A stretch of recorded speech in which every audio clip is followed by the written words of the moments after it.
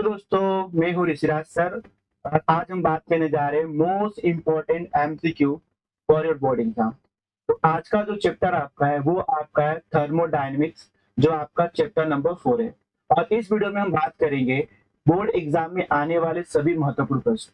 ठीक है, और वीडियो में काफी बेहतरीन तरीके से सारे एमसीक्यू को मैंने कवर किया है। बस आपको करना क्या है, इस वीडियो को एंड तक देखना है। ठीक है, चलिए चालू करते हैं आज का पहला question.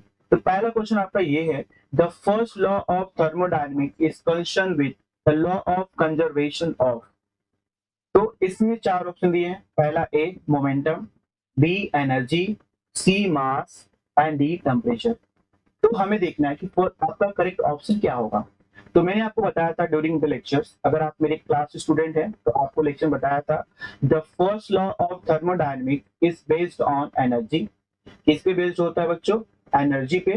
And the second law of thermodynamics based on law of conservation of heat. किस पे होता है? हीट। ये हीट वाला क्वेश्चन जुलाई 23 में आया था और ये आपका मार्च 22 में भी आया था और जुलाई 22 में भी आया था। इवन आपका फेब 23 में भी आया हुआ है क्वेश्चन आपका। तो मार्च 22 में भी है और फेब 23 में भी आया हुआ है। तो करेक्ट ऑप्शन क्या होगा आपका? एनर्जी। क्या होगा आपका? Energy, B for Baahubali. चलो बात करते हैं नेक्स्ट क्वेश्चन। नेक्स्ट क्वेश्चन आपको दिया है, a graph of pressure versus volume of an ideal gas for different process is as shown in graph curve OA represent। इससे पूछा है जो गिवन ग्राफ है उसमें OA क्या रिप्रेजेंट कर रहा है। तो OA यहाँ पे लिखा O2A। तो यहाँ पे ऑप्शन दिया पहला आइसोकोरिक प्रोसेस, फिर दिया आइसोथर्मल प्रोसेस, फिर आपको दिया isobaric process and last one दिया है आपका एडियाबेटिक प्रोसेस। तो यहाँ पे देख लो O2A। अगर मैं O2A की बात करूं तो प्रेशर क्या आपका कांस्टेंट है।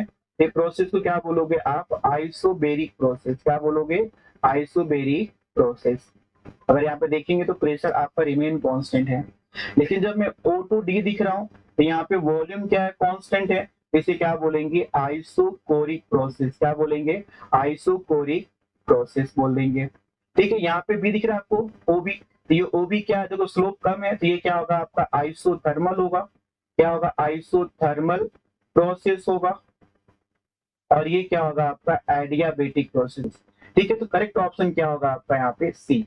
क्या होगा आपका? सी, ई फॉर छोटा वी। ठीक है, अब देखो यहाँ पे नेक्स्ट पार्ट। अब यहाँ पे देखो क्या करना है आपको दोस्तों। ये आपके मैंने क्या लाया? कॉन्सेप्ट लाया नंबर 1।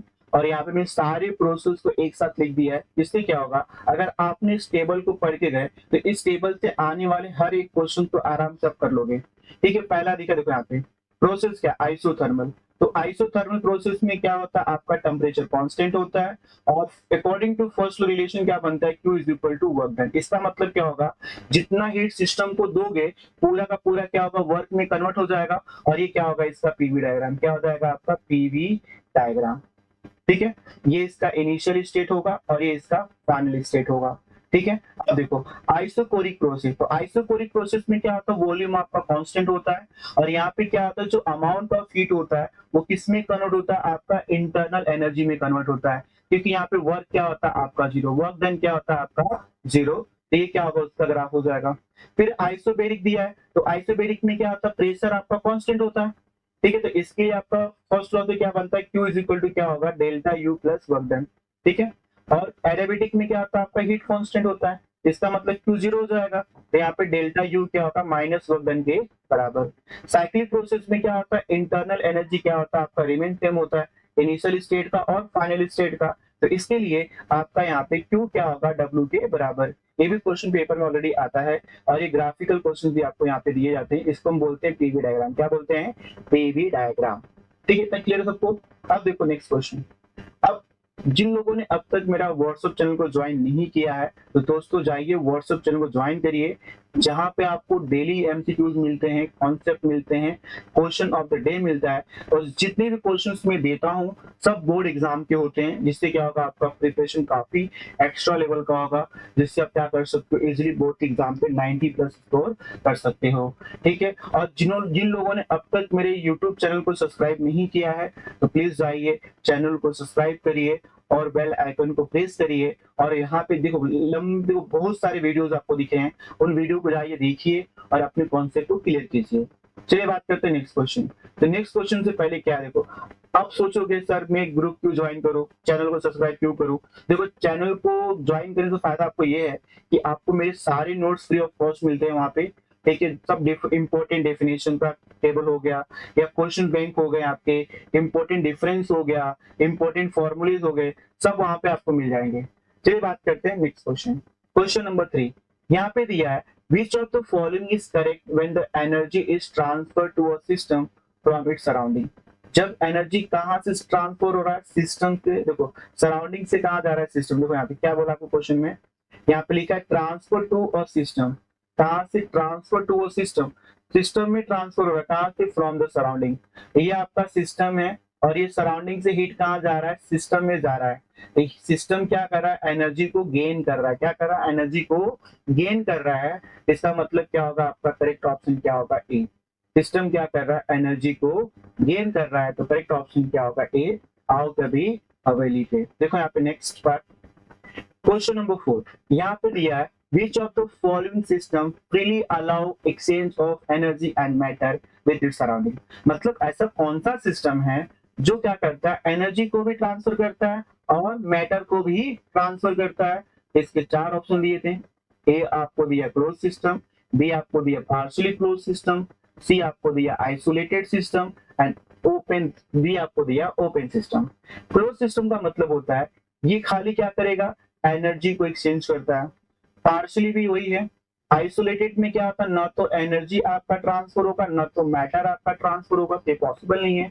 ओपन सिस्टम में क्या होता है, एनर्जी भी ट्रांसफर होगा और मैटर भी ट्रांसफर होगा, तो करेक्ट ऑप्शन क्या होगा, डी, डी फॉर देवसेना। ठीक है, अब इसके ऊपर मैंने कॉन्सेप्ट दिया जिससे क्या कर सकते हो आप, फटाफट क्या कर सकते हो, रिवीजन कर सकते हो। देखो यहाँ पे दिया, देखो ओपन सिस्टम, ओपन सिस्टम क्या करता है, विच exchange both energy and matter. Close system क्या होता है, जो खाली क्या करता है, ओनली एक्सचेंज एनर्जी। आइसोलेटेड क्या होगा, don't exchange energy and matter, ठीक है, विद इट्स सराउंडिंग। ये कुछ भी exchange, don't exchange, do not exchange, exchange ही नहीं करता है, ठीक है, ना तो एनर्जी को ना तो मैटर को। आप ये टेबल पढ़ के जाओगे तो इससे क्या होगा, आपका सारा कॉन्सेप्ट क्लियर हो जाएगा। नेक्स्ट क्वेश्चन दिया है, क्वेश्चन नंबर 5 लिखा है, two system at same temperature. अगर मान लो मेरे पास कोई दो सिस्टम है, दोनों का टेम्परेचर क्या है, सेम है, ये भी टी है ये भी टी है, तो दोनों क्या होंगे, थर्मल इक्विलिब्रियम पे। क्या होंगे, थर्मल इक्विलिब्रियम पे। देखिए ऑप्शन क्या दिया है, पहला ऑप्शन दिया ए थर्मल इक्विलिब्रियम, ऑप्शन बी दिया केमिकल इक्विलिब्रियम, ऑप्शन सी दिया मैकेनिकल इक्विलिब्रियम और ऑप्शन डी दिया इलेक्ट्रिकल इक्विलिब्रियम। देखो यहाँ पे क्या दिया है, टेम्परेचर आपका सेम है तो कौन सा इक्विलिब्रियम होगा, आपका थर्मल इक्विलिब्रियम। तो करेक्ट ऑप्शन क्या होगा, ए। ठीक है, नेक्स्ट क्वेश्चन आपको दिया है, क्वेश्चन नंबर 6 लिखा है, the second law of thermodynamics deal with the transfer of. किसको डील करता है, ट्रांसफर ऑफ। ये क्वेश्चन कब आया था, जुलाई 23 में आया था। तो क्वेश्चन के ऑप्शन क्या थे, ए वर्क डन, बी एनर्जी, सी मोमेंटम, डी हीट। तो करेक्ट ऑप्शन क्या होगा आपका, डी, डी फॉर डोरेमोन। कौन होगा आपका, डोरेमोन।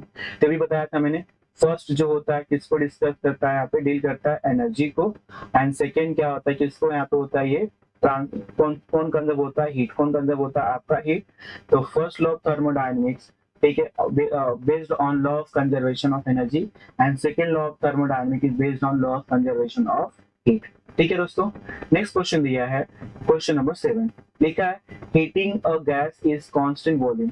अगर मैं किसी गैस को कांस्टेंट वॉल्यूम पे हीट कर रहा हूँ तो उस प्रोसेस को हम क्या बोलेंगे। तो सिंपल सी बात है, अगर प्रेशर आपका कांस्टेंट होगा तो उसे बोलेंगे आइसोबैरिक प्रोसेस। अगर वॉल्यूम आपका कांस्टेंट होगा तो उसे बोलेंगे हम आइसोपोरिक प्रोसेस। अगर एनर्जी आपका, हीट आपका कांस्टेंट होगा तो उसे हम बोलेंगे एडियाबेटिक प्रोसेस। अगर आपका टेम्परेचर कांस्टेंट होगा तो उसे बोलेंगे हम आइसोथर्मल प्रोसेस। बट यहाँ पे दिया क्या आपको, वॉल्यूम। क्या दिया आपको, वॉल्यूम। तो ऐसा कौन सा प्रोसेस है जिसमें वॉल्यूम क्या होता है, कांस्टेंट होता है, तो उसे हम बोलते हैं आइसोपोरिक प्रोसेस। तो आपका ऑप्शन क्या होगा, ए। ठीक है, क्या होगा आपका option A. Thank you for watching my video दोस्तों। अगर आप मेरे चैनल पे नए हो तो जाइए चैनल को सब्सक्राइब करिए और अपने दोस्तों के साथ शेयर जरूर करिए। Thank you for watching.